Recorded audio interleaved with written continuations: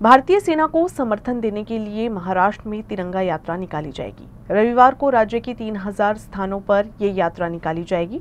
नागपुर में निकाली जाने वाली तिरंगा यात्रा में मुख्यमंत्री देवेंद्र फडणवीस शामिल होंगे।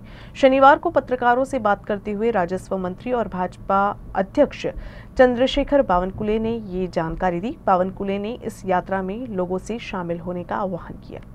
मोठ्या प्रमाणावर त्या ठिकाणी या युद्धामध्ये या संपूर्ण मोदीजींनी ज्या पद्धतीने प्रधानमंत्री म्हणून जे सैनिकाला पाठबळ त्या ठिकाणी उभं केलं सरकारने, आम्ही सुद्धा आता मोदींच्या मागे आणि आमच्या सैनिकाच्या मागे पाठबळ उभं करण्याचा आमचा प्रयत्न आहे।